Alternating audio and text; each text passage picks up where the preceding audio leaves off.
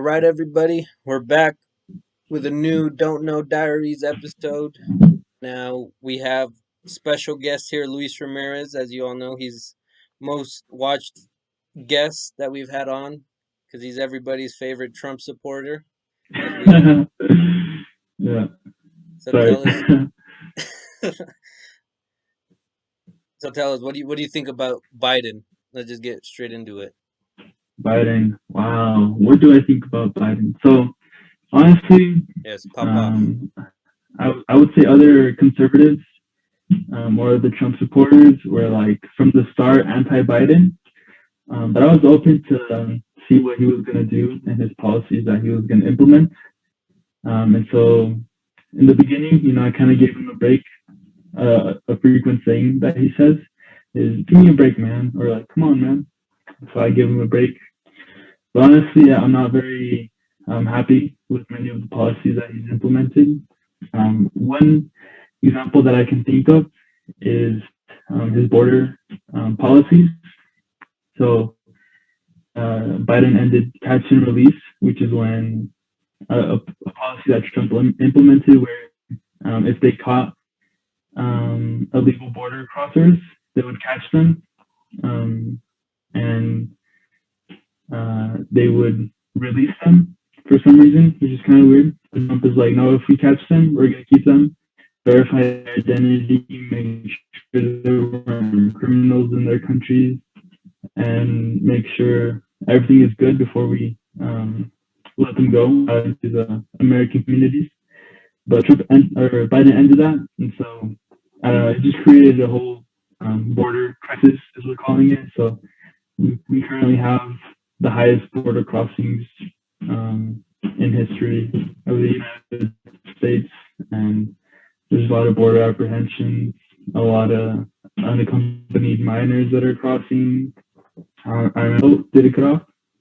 No, we're good. It hasn't cut off, No. but Oh, uh, okay. On my end, the internet connection is unstable. yeah, Um, so did mine, but yeah, you're good. It's still on. yeah. I don't know. To that, Oh, I think it's kind of weird how um they're just holding like a lot of children, under like hmm, unaccounted for children, how you said, and how they have to hmm, like represent themselves in court, which is crazy. yeah. Um, one another thing I wanted to add is that like the Republicans are really going off on Kamala Harris and Alexandria Ocasio Cortez, who is a House of Representatives in Congress. And both, like when Trump was in office, all the leftists would say, "Oh, kids in cages, kids in cages." But now that Biden has even more quote unquote kids in cages than Trump had, like AOC is silent and hasn't said anything about the children in custody, like by immigration or by border patrol. And Kamala Harris hasn't visited the border. In fact, when she was running with Biden, she said, "Oh, like these people are crossing the border and they come into this country. We need to give them a chance and help them get the American dream." But recently, she visited Guatemala, and when she was over there, she told the people of Guatemala, if you're thinking about coming into our country, do not come, do not come. And so, what I wanted to say with that is that I feel like the Democratic Party or people on the left, they're very two-faced, and they would say one thing while they're running, but once they're actually in office, they do a completely different thing.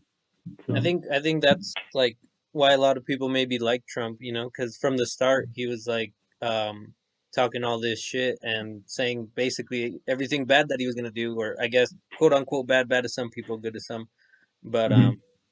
from the start he never like changed his perspective on things or his like outlook on stuff. And that's like a lot of Mhm. what now like what you see. I guess you see that every election though. You get somebody promising this and that and then they just switch up. Yeah.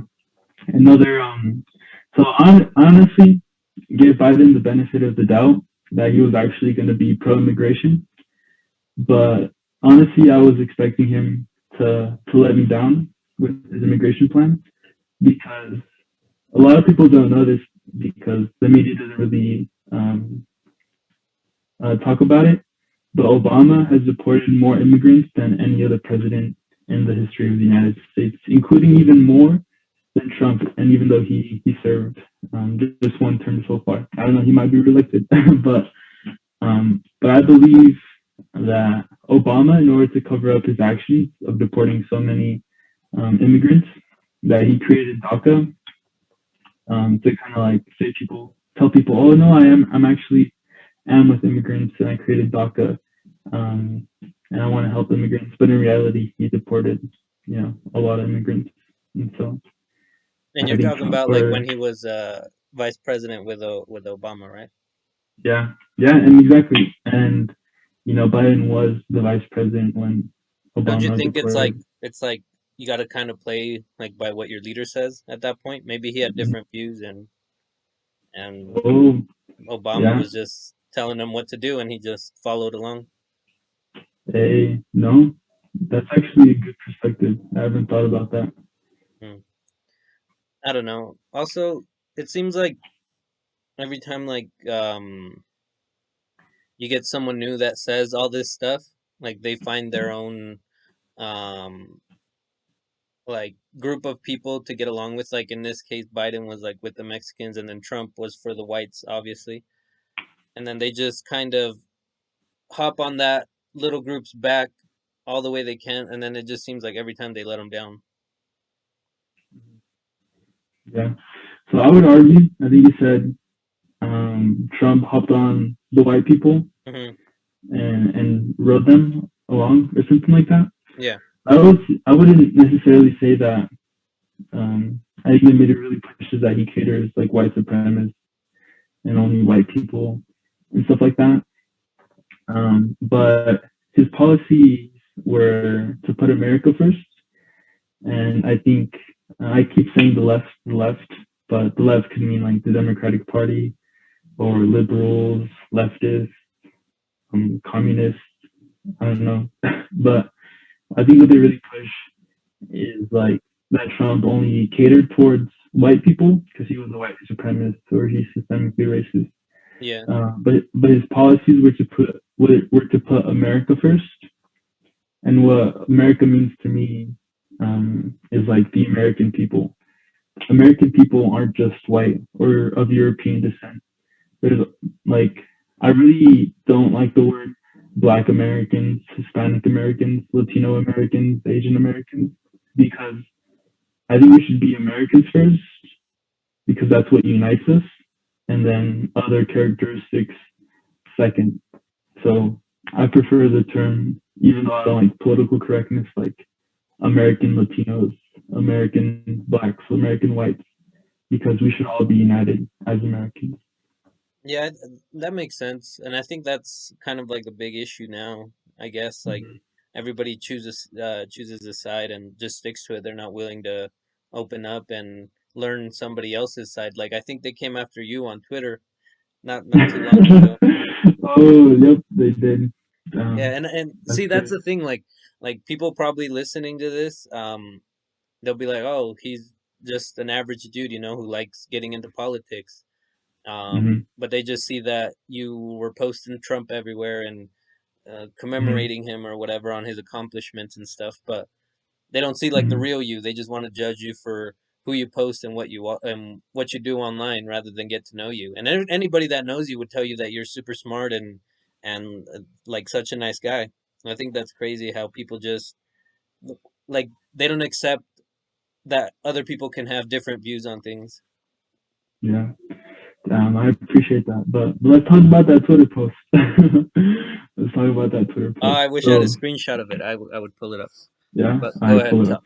talk So about it. I'll just give some background knowledge while you pull it up. So basically, I was just minding my own business, and then notifications start. Oh no, I think you actually messaged me. You're the one that messaged me, and you're like, "Hey, bro, I know they're saying all these things, but just know that they're just criticizing you. Yeah, They don't know you, but I'm here. I support you. despite your beliefs. And I really appreciate that. But I was confused. I was like, what do you mean they're talking about me?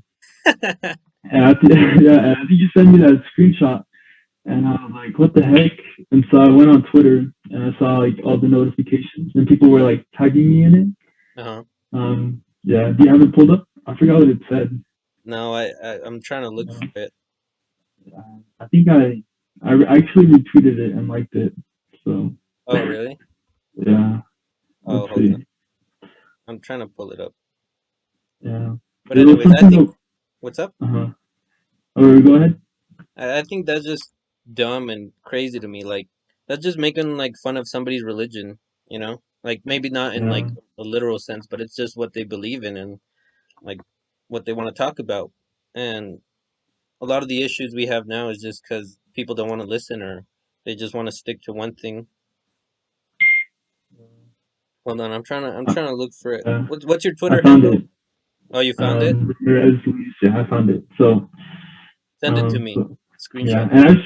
okay, I'll send it to you. So I just wanted to clarify. I think Sandra, is a great person. We knew her back from high school. She was cool. I took like a couple classes with her. And I thought we were cool until she posted that thing on Twitter and attacked me basically. But it said, and I quote, "Imagine going to a diverse school, being vice president, and as soon as you graduate, you start showing your Trump supporter side. Y'all make me sick." End quote. So if we analyze this tweet, right, she, um, well, I don't know their pronouns, but Yeah. they're practically saying that um, if you're a Trump supporter, because she said you start showing your Trump supporter side. I believe by saying that I'm a Trump supporter, she's saying that I'm racist or immigrant or anything like that. But how can I be racist? If I'm Latino, my parents are immigrants. A lot of my family are undocumented. Some are undocumented, and I love them very much, and I understand their struggles every day whenever I talk to them. But she's saying that even though I went to a diverse school and was a vice president, after I graduated, I started showing me my Trump supporter side, and she didn't even mention my name. She didn't even tag That me. I guess She that's a did, good thing, but anybody that yeah, knows you would probably know who she was yeah, talking about. yeah. She didn't even DM me and say and like have the curiosity to explore my beliefs and see why I actually support Trump. Um, but yeah, it was kind of weird when she posted that. But I like told her like, hey, like if you want to like know more about why I support Trump, you should just like message me instead of attacking me on Twitter. And then she was like, yeah, okay, sounds good. She didn't apologize, but she was still like, okay. Here, I have the screenshot pulled up. I'll put it right here. Yeah. I think the people will see that. But I don't know. I think like talking about that, um, I Mm-hmm. think what they're trying to say is, well, at least she was just trying to call you, I guess, two-faced, maybe, Mm-hmm. because of the sense how you went to a diverse school and basically have what you said, immigrant parents and immigrant, uh, um, just people that you know, yet you're still somehow supporting Trump. And they're just like, to be fair, Trump lost, so this tweet is probably irrelevant at this point. Yeah, you did But good. Yeah, but yeah. Oh yeah, one thing I wanted to add, honestly, um, like what's the word? I wanted to like this is my theory. I don't know if it's true. I don't know if she wants to open up to me and share her beliefs or her concerns or her intentions of why she posted that. But shortly before she posted that, I posted something on my Instagram stories about abortions and like pro life stuff. Um, And one post that I got a lot of repercussions from was a post from an Instagram page called Students for Life, where they advocate for pro-life policies, and they say that abortions are bad because they're unethical and it ends the life of an unborn baby.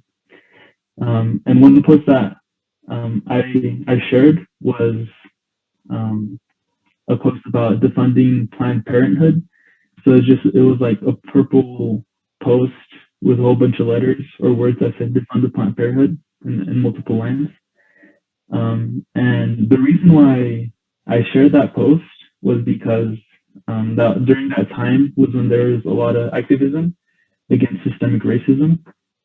And one example that I wanted to give was the ACAB movement or defund the police. ACAB stands for all cops are bastards or all cops are bad. And the argument from the left is that all cops are bad, even though they can individually be good, they are bad because the system of policing is historically racist and therefore systemically racist. Therefore, we need to defund or destroy the system in the name of racism.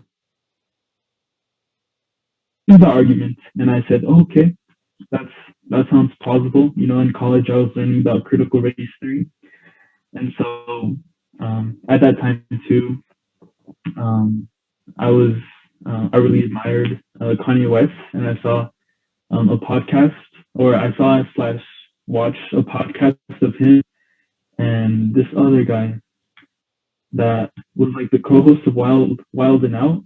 I forgot his name. He was Nick like the Cannon. husband of, yeah, Nick Cannon. Yeah, I saw a podcast of him of Kanye and Nick Cannon, and they were talking about abortions. And Kanye West pointed to the fact that over 22 million black babies have been aborted in the past 50 years, and a large percentage of those abortions happen in Planned Parenthood. And historically, the founder of Planned Parenthood, the name is Margaret Sanger, and she was openly racist and openly confessed that the reason for why they started Planned Parenthood was to control and decrease the population, the black population. And so when I learned that, or when I heard that from Kanye, I didn't take it like as a fact. I started doing my own research on Margaret Sanger. I verified the statistics that 22 million black babies were in fact aborted in the past 50 years. And I realized like, whoa, like that's actually true. And therefore, if you use the same argument in the left about ACAB or defund the police and put that towards Planned Parenthood and abortions, Planned Parenthood and abortions are systemically racist because they target minorities and are located strategically in low-income neighborhoods, then we should defund that organization until they no longer fund abortion. So I think that personally,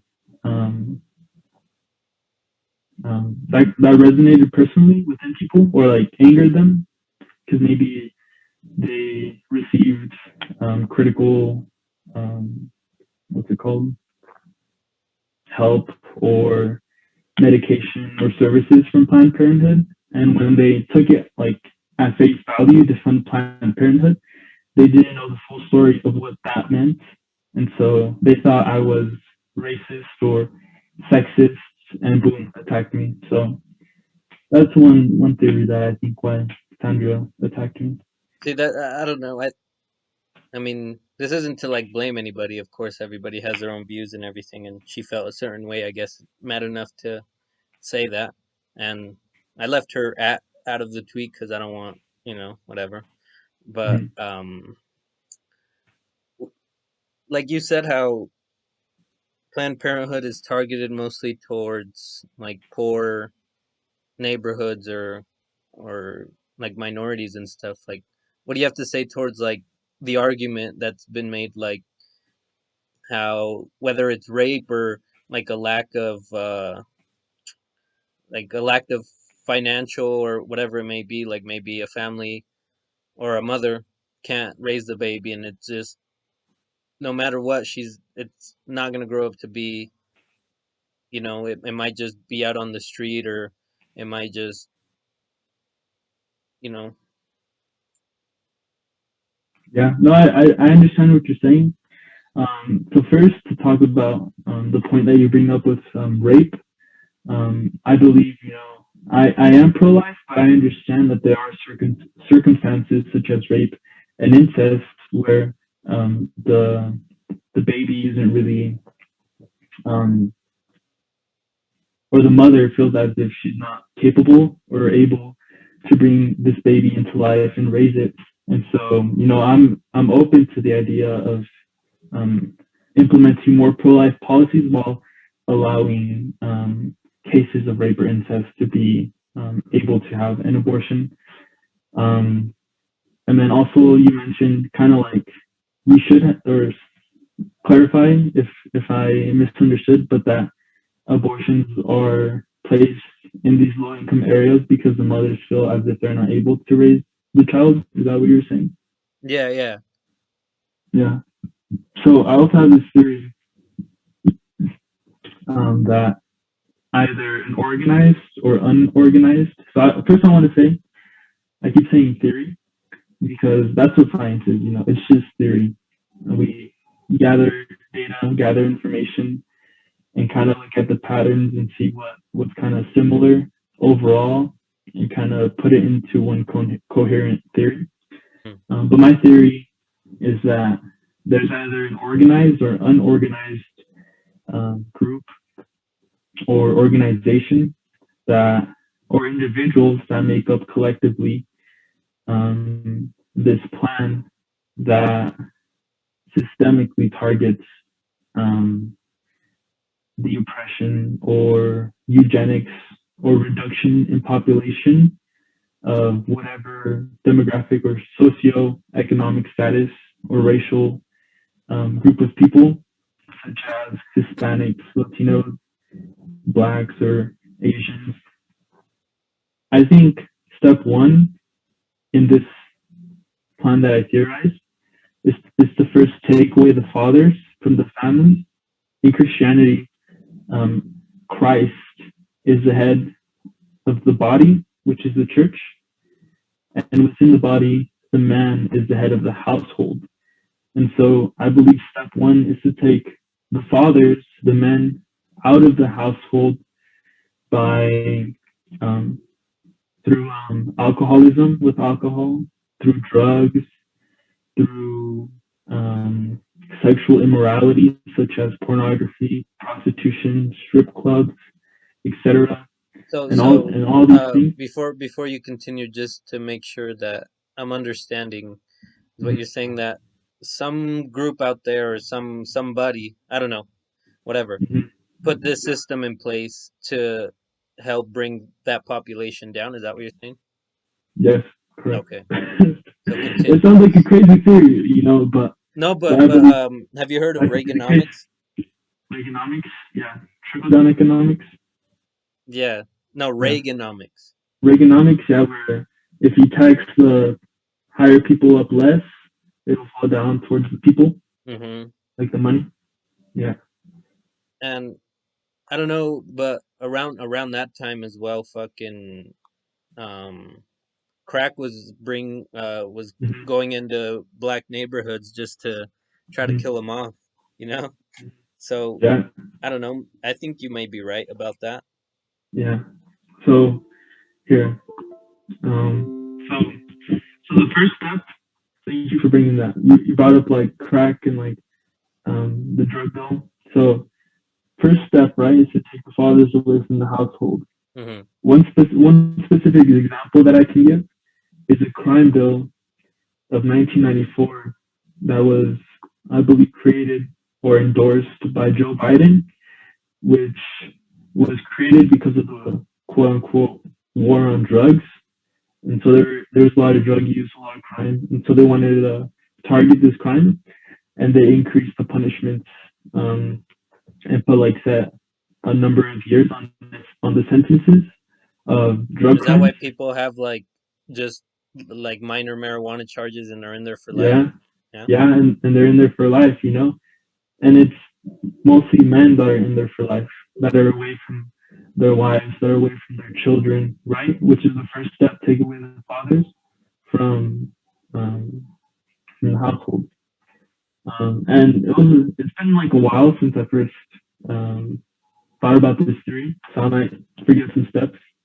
But I believe the second step is to um, oh yeah, the second step is to diminish communities economically through higher taxes, more regulation, all these things. And so once these communities are worse economically, there's more unemployment, there's more crime, there's more drugs, there's more mental health issues, etc. And step three, as a consequence of taking away the fathers, the men of the household, diminishing these economies economically, that leads to single motherhood. And as a result of single motherhood, oh no, I think the third step is to make women, single mothers, dependent on government through Mm. child support, government aid, and all these things, which are good, you know, but it kind of creates an incentive where mothers feel as if, you know, they don't need their husbands, they don't need the father of their children to be together and united to raise their children. I And guess right now that what you're saying is kind of true because the mothers through the stimulus that they handed out because of the yeah, pandemic, like right now they're still receiving some financial help. And I mean it more power to them because they need unemployment, to, yeah, unemployment benefits too. yeah. And I mean And there's people out there who just have kids just for that, you know. yeah, no, it's true. In fact, right now, you know, there's a lot of jobs right now. I believe there's like 6 million people in unemployment, but there's like 7 million job openings. So like Biden increased the length, the extended like the length of unemployment benefits, and so like the theory is that people don't want to go back to work because they're getting paid more with unemployment. But basically, to go straight to the point, the last step after taking away the fathers, diminishing the economies of the communities, making women dependent on the government, that leads them to, or leads them and forces them to abort their babies. And as a result, that controls the population of the American Black communities, the American Latino communities, the American Asian communities, and is basically um, systemic racism and white supremacy. Joe Biden made the crime bill of 1994. Margaret Sanger created Planned Parenthood. So I don't know if they acted collectively, but that's my theory. Well, I mean that's interesting, but do you think maybe what should happen is like set up a better system to get maybe adoption in place? That way the mothers who feel like they can't take care of this new life they brought into the world maybe somehow get some help that way, because there has been like some Mm-hmm. crazy stories where some, I don't know, let's just say they didn't quite make the cut of what you need to, like the qualifications you need to get somebody adopted, and then there's people who meet those qualifications but yet they don't even care about the child, like they, like you said, they just want like the government aid and all this stuff. And most of the time, like they beat on the kid and abuse the kid. Yeah. So that's a great solution. But as I was explaining, that this is like an entire system. We need to tackle every point of of the system. I'm not saying tear down the system, like the left is saying, like tear down America, tear down the police, tear down all these things, Well, tear the down thing is, like capitalism. people are saying, defund the police, but like, who are you gonna call when something happens? You know, like that. Yeah, That's the I thing know. that's That's always what I'm saying. interesting to me.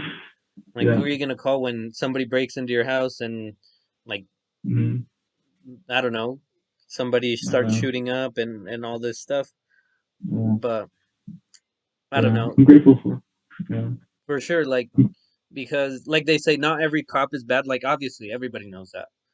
But I think the thing that's fucking with people a lot more now is that um some jobs can't have uh like cops that just have a day off or like a bad day.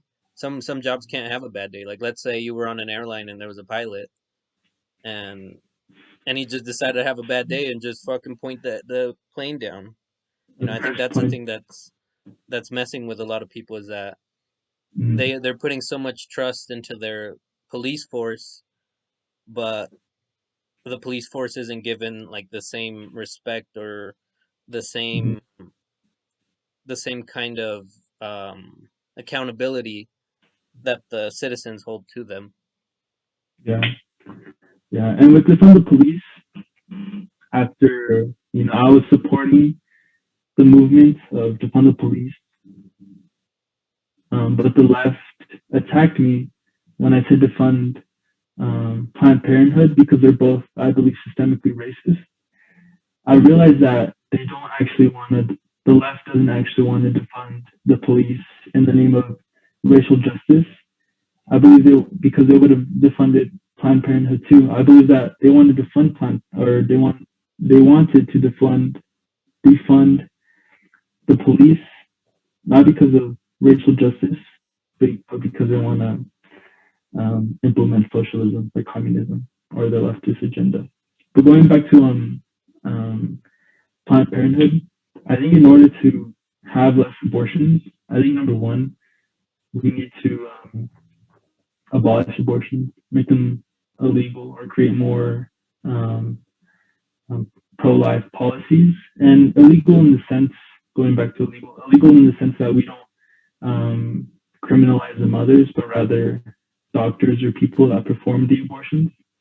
But in addition to that, we go step by step and fix each problem. So first, we would help the fathers go back to their mothers and create incentives where families or individuals are incentivized to get married and then after they get married have babies and raise a family together. Second, and also, and in order to bring back the fathers, that includes creating policies or aid with drug addiction, alcoholism, pornography addiction, etc. Step two would to be to help the communities economically through whatever economic um, policy you may believe in, whether it's trickle down economics and tax cuts and deregulation, or maybe taxing the rich and creating more social programs. I don't know. So that's step one. Step two. And step three, making people less dependent on the government and more self sustaining, more independent. And then as a result, break this curse of generational poverty. Well, I think so far like things that are like I think now help for those people who suffer with like alcoholism and depression and all this stuff. I feel like help is more available now than it was ever. I mean, in the sense that like um, well, you can just type in like things that help with depression and it'll come up right there. Like just something simple as Mm-hmm. that can help, or Yeah, like how to like suicide hotlines, yeah, just I depression feel like help hotlines. is more available. And then also what you were saying about how um people were saying defund the police and defund Planned Parenthood. Like maybe when it first started, people were the same as what you're saying. Like you wish it was more pro life and stuff like that. But I think the reason that defund the police is more heard of or um acknowledged now is because of the technology we have. Maybe back then everybody was talking about it, but nobody could have tweeted it, you know? So that's why we don't hear about it as much.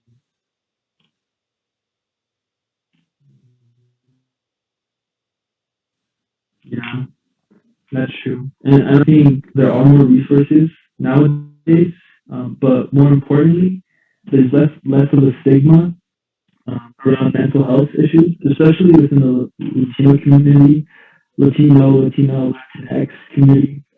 I just call it Latino, the Latino community, because um, I'm not sure about like your parents, but my parents, especially the men, the fathers, um, they're very like they don't understand mental health. Like if you say that you're depressed when you're actually depressed, they're like, "Why are you depressed? You have food to eat. You have the roof over your head. You have clothes.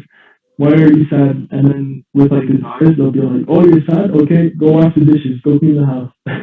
Or stuff like that. But I think now, parents especially, they're understanding like mental health issues, and also the younger generation, since they're learning more about it, they're more accepting of it, and I believe they're more willing to help whenever they have a friend going through depression or anxiety or having suicidal thoughts. Yeah, that makes total sense because and I'm sure it's not even just the Latino community or Mexican or whatever you want to call it. Mm-hmm. Um, but I'm sure other like probably the Asian, like I don't know much about them, but it seems like it's just work, work, work, and you don't get time for yourself. And I think that the pandemic helped a lot with that, like in the sense that you were just Yeah. stuck inside all day, and I think it either made you realize who you were or like what you weren't, Mm-hmm. because maybe somebody out there always wanted to, I don't know, maybe just take up drawing and they never decided to because all they did was work all day and it just started making them sad. And maybe that's why people don't want to return back to work, how you said.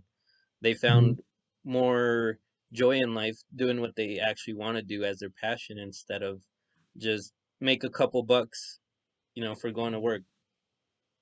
Yeah. And what was I gonna say? Oh yeah, I think it did help a lot of people. The pandemic helped a lot of people. They had more free time and stuff. But I think it also really damaged people's mental health because right when the pandemic hit, a lot of people got laid off of work. They weren't working. They weren't making money. They weren't able to pay their bills and stuff. And so that created a lot of stress. And I know a lot of people, like a lot of family friends, that when the lockdown started, they started being in home more. And since they were in home more, they started arguing, with their wives more. Since they weren't working, they took up alcohol. They were drinking more. And I know a couple of relationships that have led to divorces, or a lot of relationships that are diminishing. And so I think even though the lockdowns have helped some people have more free time to work on things that they're interested in, sometimes drawing, I think it's also damaged a lot of people. But one question that I want to ask you, I'm not sure if you want to share it, but I remember there was a time that you were struggling with mental health, and there was a time when you wanted to, you know, would you like to share that today? Yeah, sure. I mean, I think that's the whole point of a podcast is get things out there. And I don't know, to that I have to say, like, I guess when um things were starting off, like, or like I saw my mental health like deteriorating, like I just didn't know what it was, I think. And honestly, I feel like it's more hereditary than it is anything. And the reason being is how you were saying about how Hispanics have just that culture of why you sad, go do something, things like that. Um, that also it I think it transferred onto me from my dad. But I had to go back in and change it. The I couldn't see him anymore and he couldn't hear me. But we're back, and what I was saying is how when I first started feeling like I would say like this depression and all this stuff, I didn't really understand it. Like I just thought I was sad, but I think it was more to that as well. And like secretly I knew that like there's just stuff that I had to say and like people I just had to talk to, but I didn't know how to get it out. And I think what we were talking about, how the Hispanic like community and culture is that you just suck it up and keep going, you know. Um, but so that's what I did, and that's what I just thought was the normal thing to do. Like, oh, I'm not sad; it's just some dumb thing. Um, but what I was saying before we cut out is that I think has to do a lot with hereditary. Like it's because I feel like my dad is the same way, and he just doesn't say it because that's like what the Mexican culture is, you know. And um, like all I ever see or have seen from my dad is he goes to work and comes home, and then if my and this goes for a lot of guys too that I've seen that if somebody asks you what's wrong, you say nothing. I'm good. It's okay. And whenever somebody asks you that, you know there's like so much shit you want to say, and you just don't know how to say it. And one once I learned how and learned more about depression and learned how to somehow, some way just work on yourself and work on myself and get things out there that I need to say, it felt so much better. And it's hard, like it's definitely hard um for for a lot of people they don't want to say it. And it's so weird because I don't know if it's like a culture thing or just some biological thing where you just don't want to say what is wrong with you or what you want to like what's making you sad or what's making you angry, what's making you upset. And I don't think that I truly got to a point of healing until um I left the apartment I used to live at. And that was like the point to where I was the most like sad I've ever been. I didn't want to get out of bed at all. I didn't want to move. I didn't want to do anything. And all the time I would just cry. And for the for the most part, it was like that for a good, I don't know, solid two.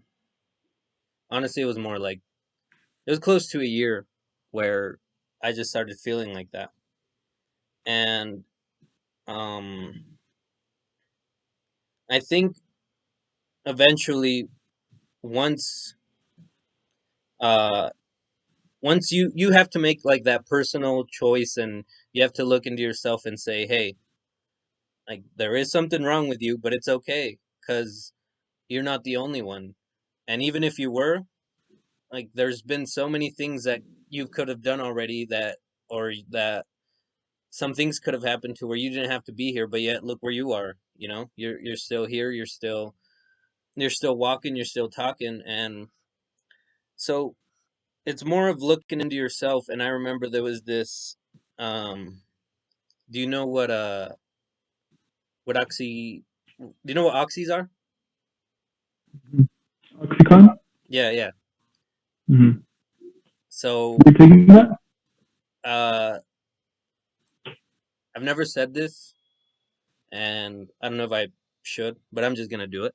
So at some point in my life, I actually try to overdose on those oxys, and I just told myself if there's a reason I have to be here or there's something that I have to do that I haven't done, nothing bad will happen to me. But if it doesn't, whatever, because that was the lowest point that I had been in my life. I just wanted things to end and I didn't want to be here no more. So I did it, and of course, after that, I'm still here, nothing happened, and I was just really sleepy and I fell asleep and then woke up and just started puking everything up.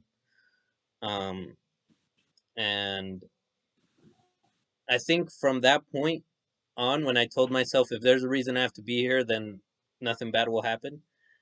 I think that was the turning point for me to where I had to change absolutely everything about like what I was becoming or like what I was learning in the sense that Before I was way more quiet, like every other dude, I think, where they would ask you what's wrong or like what's making you mad or why you mad. They'd just be like nothing. Now instead, I actually told myself, well, why am I saying nothing? You know, obviously something's up, and if I don't voice it out there, then the only person that it's affecting is me.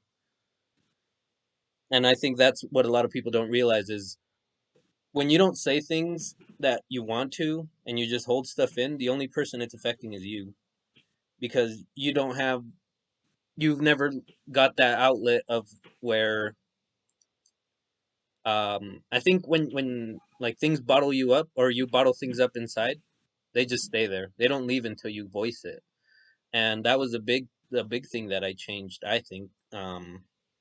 Because now I'm way more vocal about like things that are going on and like maybe not to my family because it's still like a personal issue and I don't really want to talk to them about it.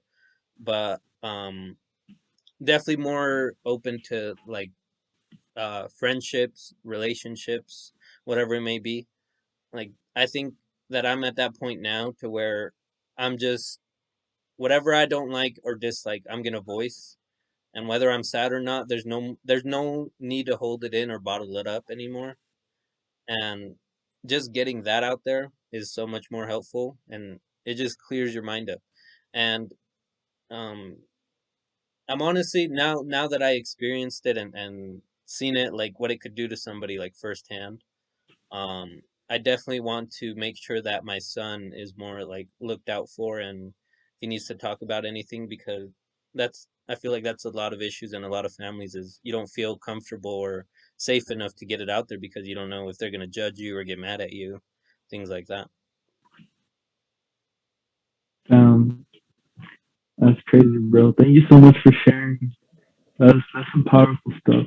I remember the time when like you were struggling with depression and all that stuff. And I know we've been talking about like really serious and deep stuff like immigration, abortion, and suicide. But I want to lighten up the mood and say that like I remember you were always like kind of quiet and more reserved. But there's this time when I was like looking. I already turned 18. I think I was like 19. I was looking to buy a gun, and I couldn't buy a pistol because I wasn't 21, and so I was debating between like a shotgun or like a rifle or AR-15. And I forgot how I knew, but like I know you had a shotgun, and we were like I asked you like, hey, like let's go shooting. And so we arranged like a day and we went to TNT. And when I started talking to you, there's like something different that I sensed, and I'm like, dang, like there's something different. I don't know what it is, but I noticed that like you seemed happier, you seemed more open, you seemed more vulnerable, like you were talking more. I felt more like connected to you in a sense when we talked. And Pato also went with us to go shooting. But I noticed that you've been through a great change. Um, so yeah, I'm proud of you. I'm happy for you. Thanks, man. That means a lot.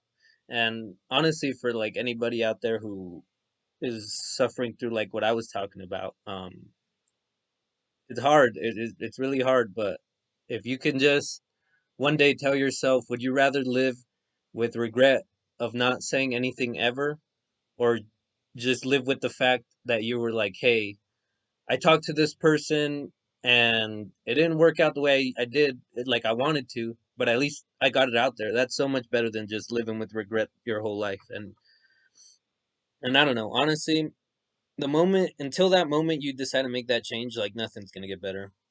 Like there just has to be that turning point in your mind to where things just have to kind of connect. And I don't know, I think that's the big outlook like that I have now, or a big like new kind of perspective. Like would I rather go up to this person, like let's just say now, like let's say I found somebody cute or good looking outside, and I feel like before, when I was going through all that stage, I wouldn't do nothing. Like I'd just be like, oh yeah, that's fine. But now I actually have like I wouldn't say confidence, but much more like the Like something just implanted in my head to where would I rather live knowing that I didn't say anything to this person, or I can go and get rejected, and but at least I did it, you know? If I think that if Mhm. you are afraid of are afraid of failure, then you'll never accomplish anything. But if you're more afraid of um but if you're more afraid of regret, I think that's the thing that will make you blossom into a better person. Mhm. And Yeah, very powerful words. and sorry, the camera cut out. I think it died, but you can still Yeah, hear me, right? no. Yeah, I can still hear you. But those are some very powerful words. I think that's a sign for your camera cutting out to end the Yeah. to end the podcast. But before you end it, I wanted to thank you for um, inviting me to or taking me with you to shoot the shotgun. I decided not to buy a shotgun because the recoil is Oh yeah, so that shit strong. hurts. I got bruises. but like last week, I bought an AR-15, a Nice. Springfield Saint Victor 5.56 223. So let's go shooting sometime again if you're down. Yeah, for sure. We'll set it up sometime. Mm-hmm. Yeah, man, it was a pleasure having you on again and hearing all your new perspectives on things. And hopefully, Mm-hmm. it gave the people more perspective on the kind of person you are, not just the Mm-hmm. Trump supporter. Yeah, yeah. Hey, thanks, bro. And I think all Latinos shouldn't be Democrats or Let's just end it leftists at or that. All liberals. Latinos should not be Democrats. We should be conservatives, liberals. We should be left, right, up, down. Happy 4th of July, Second Amendment. Yes, for Go buy sure. an AR-15. Yeah. I'll see you later, man. It was fun. Okay. Thanks. I really enjoyed this time. God bless you. Can't God wait for the bless next you, one. dude. See ya. Bye.